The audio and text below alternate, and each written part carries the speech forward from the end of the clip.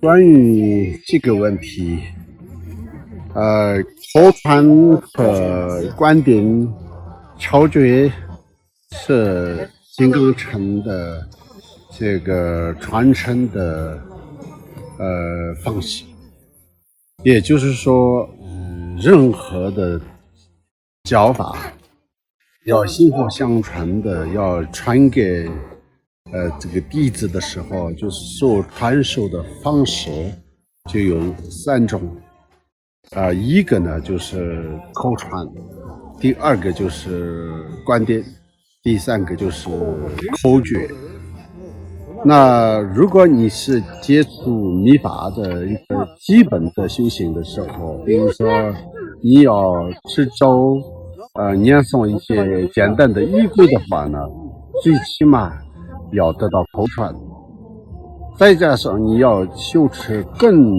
深入真实的这个次第的话呢，又要获得观点。再加上你还要这个修持的这个方面呢，要更加的这个要深化的话呢，那肯定是要得到超绝，也就是口诀。但是这个古代的时候呢，人人都知道这个传承的方式呢，就是一个学生一个弟子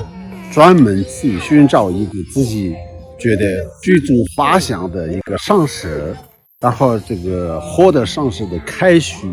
然后就上师答应了，然后就是传给他，他在这个上师的座前如理如法的接受这个传承，就这么的一个概念。当然什么是口传，什么是观点，什么是超绝，它的细节的描述和进行的方式有一个细节，但是这是呢，今天就我们在这里不用讲了。但是现在的时代不一样了，因为现在有这种跨越时空的各种各样的这个技巧和方式工具，也就是现在我们正在使用的这个手机然后呢改变了整个人类的这个生活方式，也就是前所未有的那这个同时呢，当然是国际社会也好，各种各样的这个不同范围的这个工作的模式、开会的方式，全部都改变了，那就宗教也不例外。所以呢，在这个当中呢，我们正在就面临着一个问题是什么呢？我们在托国网上可不可以走口传，可不可以给观点这个是一个很重要的一个问题。这个方面呢，目前也应该说是没有一个统一的一个答案。但是我们从这个传承的这个为什么要传承这个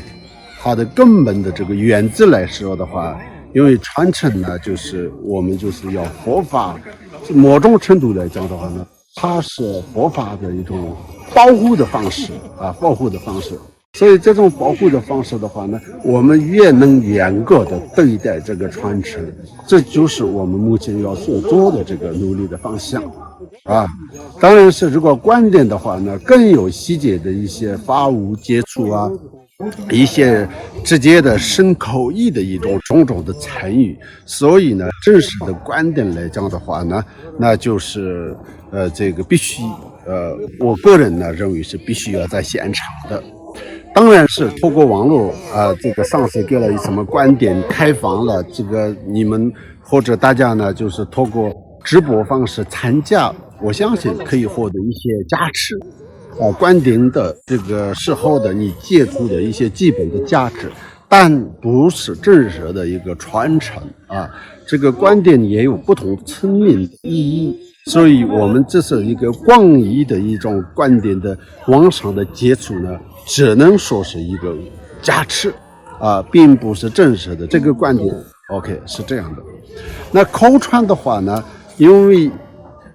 一直以来在藏传佛教传承的这个要求比较严格的一个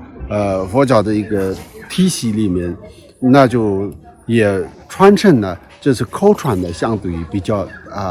开放一点，也所以呢，就是这个他因为呢，除了这个口传的这个传授者的念诵和当场在现场就是聆听的这样的一个前提，所以就是口传是相对比较简单。但是这个简单的这个口传呢，虽然是我个人呢认为呢，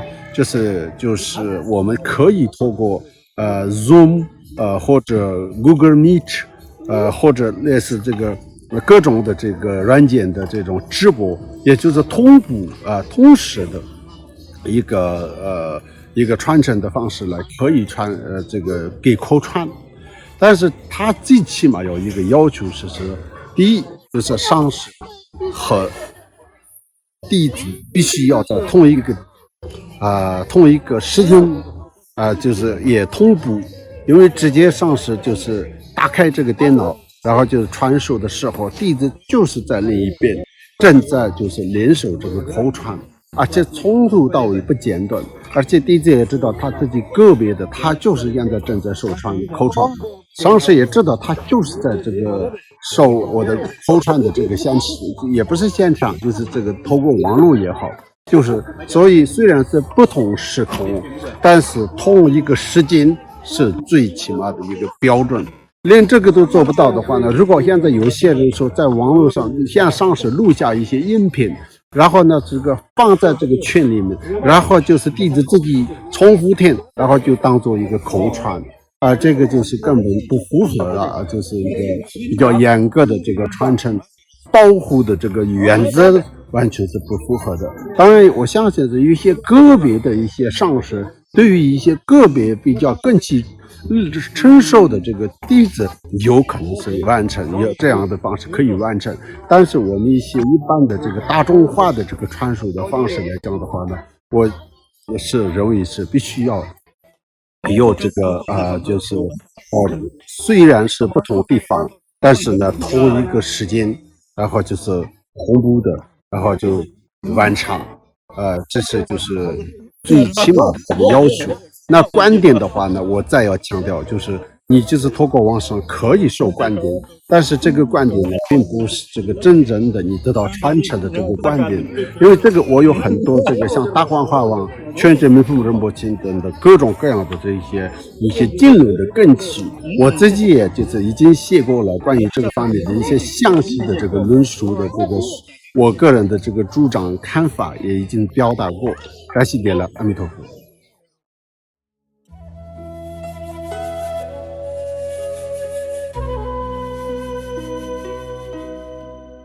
Namo Garbe